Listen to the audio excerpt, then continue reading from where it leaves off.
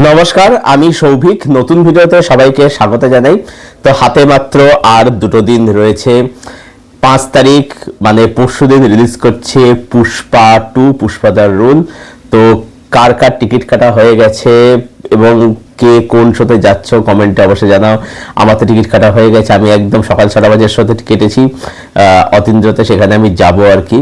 তো যাই হোক, তো যদি কেউ আসো, যারা আমার ভিডিও দেখো, সাবস্ক্রাইব যারা আমার আছো, যদি কেউ আসো তো দেখা হয়ে যাবে সেদিন আর কি।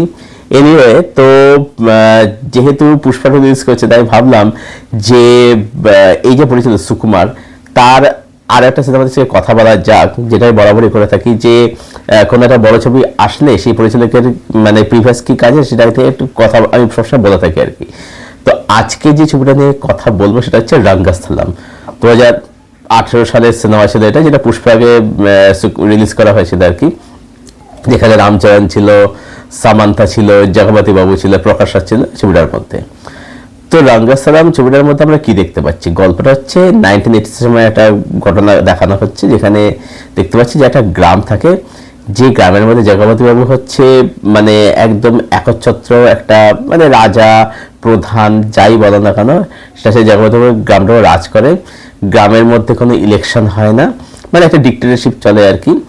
এবং রামচরণের দাদা আসছে গ্রামে আসছে আর কি, পড়াশোনা করতে আসছে। তো এবার রামচরণের ক্যারেক্টার হচ্ছে একটা বোকা হবা ক্যারেক্টার আর কি, মাথায় বুদ্ধি কম, ডাম্প টাইপের ক্যারেক্টার আর কি। তো রামচরণ দাদা আসছে গ্রামের মধ্যে এবং আসার পরে সে ইলেকশনে দাঁড়াচ্ছে। এরপর কি হচ্ছে এটা নিয়ে হচ্ছে গল্প আর কি। এবারে ছবিটার মধ্যে আমার কাছে কিন্তু বেশ অনেকগুলো দিক ভালো লাগলো, আবার বেশি দিক ভালো লাগলো না। তো পজিটিভ দিক হচ্ছে এই যে একটা গ্রামটার মধ্যে এই যে একটা মানুষ এসে, এই যে একটা রামচন্দ্র দাদা আর কি এসে এই যে ভোটে দাঁড়াচ্ছে, কেন দাঁড়াচ্ছে তার আগে এই গ্রামের মানুষগুলোকে যেভাবে মানে এস্টাবলিশ করছে, বা এই যে গ্রামের মধ্যে যে কোনো ডেমোক্রেসি নেই, সেখানে সবসময় যেটা ডিক্টেটরশিপ চলে আসছে সেই জিনিসটাকে এস্টাবলিশ করছে। প্লাস ভোটে দাঁড়ানোর পরে যেহেতু তারা দলিত, সেখানে গ্রামের মানুষরা মানে তাদের এগেছে যাচ্ছে। কারণ যেটা হয় যে যখন আমরা একটা কিছু নিয়ে মানে থাকতে থাকতে অভ্যস্ত যাই, তখন কি হয়, কেউ যদি পরিবর্তন আনতে চায়, সেটা যদি ভালো হলেও সেটা কিন্তু লোকে কিন্তু সেটা অ্যাকসেপ্ট কিন্তু করতে চায় না। তো সেটা কিন্তু এস্টাবলিশ করা হচ্ছে। প্লাস এই যে আমরা দেখতে পাচ্ছি যে রামচন্দ্র দাদা ভোটে দাঁড়ানোর ফলে দাদাকে মেরে দেওয়া হচ্ছে, কিন্তু গল্প এখানে শেষ নাই। যারা ছবিটা দেখেছে তারা জানে যে এর পরেও ছবিটার মধ্যে একটা সলিড একটা টুইস্ট থাকে, যেটা ব্যাপক ছিল। ওই টুইস্ট হচ্ছে আল্টিমেট ছিল ছবির। এবারে এই যে দাদাকে মেরে দিচ্ছে, হিরোর দাদাকে মেরে দিচ্ছে, হিরোর মধ্যে একটা যে চেঞ্জ আসছে, ট্রান্সফরমেশন আসছে, সেই জিনিসটা যেভাবে দেখিয়েছে এবং সেটা দেখানোর আগে দুই ভাইয়ের মধ্যে দাদা ভাইয়ের সম্পর্ক হিসেবে এস্টাবলিশ করেছে অনেকক্ষণ ধরে, সেটা কিন্তু সত্যি মানে দেখবার মতো, সেটা সত্যি দারুণ। তখন কিন্তু সত্যি ফিল করা যায় যে অ্যাকচুয়ালিতে ওই যে সম্পর্কের দিকটা দেখিয়েছে বা ওই যে এক্সপেরিমেন্টগুলো দেখিয়ে সেটা কতটা অ্যাকচুয়ালি মানে জরুরি ছিল, সেটা কতটা প্রয়োজনীয় ছিল। যেখানে ক্লাইম্যাক্স কিন্তু আমরা মজা পাই, ক্লাইম্যাক্সের ফিল কিন্তু আমরা করতে পারি। এর সাথে সাথে বলবো যে ছবির মধ্যে ড্রামা ইমোশন খুব ভালোভাবে ওয়ার্ক করে, সম্প্রদায়গুলো ভালোভাবে ফুটে আসে, একটু আগে বললাম। এর সাথে বলবো যে ছবির মধ্যে পারফরমেন্স, এই ছবির মধ্যে কিন্তু রামচন্দ্রের কাছে সত্যি দারুণ ছিল। রামচন্দ্রের কাছে আমার দুর্দান্ত লাগে, মানে একটা সহজ সরল বোকা হওয়ার চরিত্র যেভাবে রামচন্দ্র প্লে করেছিল দেখো। এবং মানে তারপর শেষে গিয়ে তার যে একটা যে চেঞ্জ আছে, তার যে একটা ট্রান্সফরমেশন হয়, সেটা কিন্তু সত্যি দেখবার মতো ব্যাপার ছিল আর কি। এছাড়া জগপতি বাবু বলি, প্রকাশ রাজ, সবার কাছে কিন্তু খুব ভালো। সামান্থাও কিন্তু তার যে কিন্তু ভালো আর কি। সামান্থার কথার পরে আমি আসছি, তার যে সামান্থা কিন্তু বেশ ভালো আর কি, ভালো ছিল আর কি। ছবির মেকিং বলবো যে খুব ভালো ছিল। দারুণভাবে তারা মেকার্সরা তুলে ধরেছিল। তারপরে হচ্ছে ক্যামেরার কাজ বলি, বা ওই যে জঙ্গলের মধ্যে, জঙ্গল ঠিক না, ওই ক্ষেতের মধ্যে আর কি, ওই ঘাসের মধ্যে যে ফায়ার সিকোয়েন্সটা হয়, যখন দাদা যখন একটা যখন যখন বাঁচাতে আসে, ওই যে জায়গাটা, ওই জায়গাটা কিন্তু দারুণভাবে কিন্তু মানে এস্টাবলিশ করা হয়েছিল। মানে ওখানে যেরকম শর্ট দেখা যায় দেখবার মতো দারুণ লাগে সেগুলো দেখতে আর কি। তো মোটামুটি এগুলো পজিটিভ দিক ছিল। এবার যদি নেগেটিভ দিক দেখেন ছবিটার মধ্যে কিন্তু সমস্যা কিন্তু রয়েছে। সমস্যা হচ্ছে যে রামচরণের যে ক্যারেক্টারটাকে বোকা হাবা দেখানো হচ্ছে, ঠিক আছে, কিন্তু রামচরণ সামান্থা যেভাবে ট্রিট করে, ঠিক আছে, মানে যখন সামান্থা দেখা হচ্ছে সামান্থা যে ট্রিট করে সেটা দেখে কিন্তু মনে হয় না যে এ তো বলদা নয়, এ তো বোকা হাবা নয়। মানে আমি একটু সত্যি বুঝতে পারি না যে তেলেগু হিরোরা কখনোই নায়িকাদের নর্মাল অবস্থা দেখতে পারে না। মানে বরাবর দেখে এসেছি তেলেগু হিরোরা সবসময় নায়িকা দেখে কোন সময় হয় নায়িকারা তখন স্নান করছে, স্নান করা অবস্থা দেখে ফেলে, নয়তো জামা কাপড় চেঞ্জ করছে সেই অবস্থা দেখে ফেলে।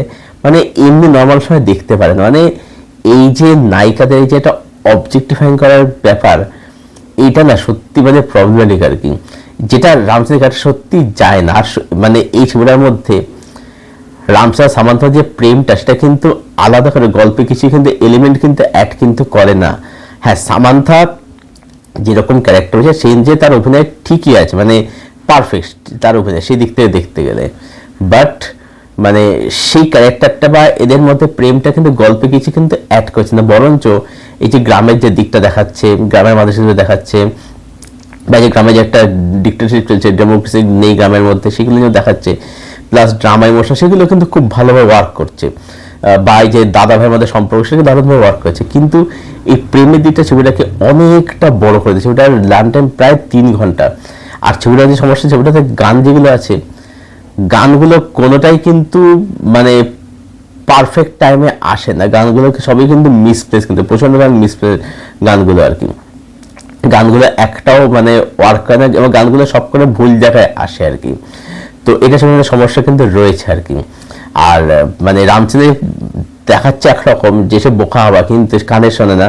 আচ্ছা, একটা যে বলে আছে যে ভালো সেটা হচ্ছে ছবিটার মধ্যে না, ছবিটার আউটলাইন একটা মাসালা ফিল্ম আর কি, কিন্তু সেখানে হিরোকে চ্যালেঞ্জ রয়েছে। হিরো হচ্ছে ডাম্প টাইপের ক্যারেক্টার, যদি আমাদের ট্রিট করে সেটা কখনোই মনে হয় না আর কি, যে আমাদের দেখেছিল আর কি বিষয়টা, কখনোই মনে হয় না। প্লাস হিরো হচ্ছে কানে শুনতে পায় না, হিরো হচ্ছে কানে যন্ত্র লাগানো থাকে, সেখানে হিরো শোনে আর কি।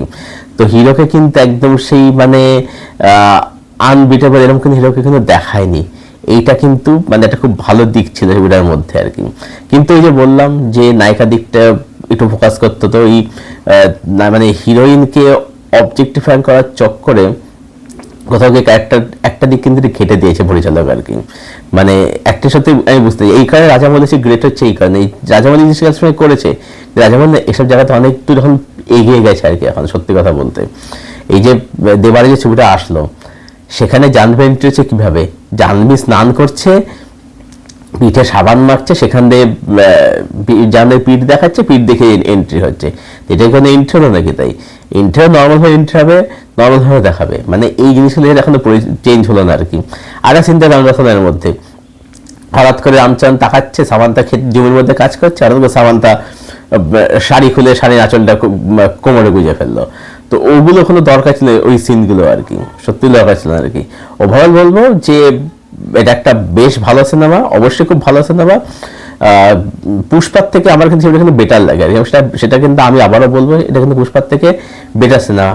ইন্টারেস্টিং মেকিং, রাইটিং, সব দিক থেকে বলবো এটা কিন্তু পুষ্পার থেকে অনেক বেটার সিনেমা আর কি, খুব খুব ভালো সিনেমা আর কি। তো না দেখে ছবিটা অবশ্যই দেখতে বলবো, ছবিটা অবশ্যই দেখো, কিন্তু নেগেটিভ পয়েন্টগুলো সেগুলোকে একটু ইগনোর করেই দেখতে বসো, otherwise you will enjoy this movie.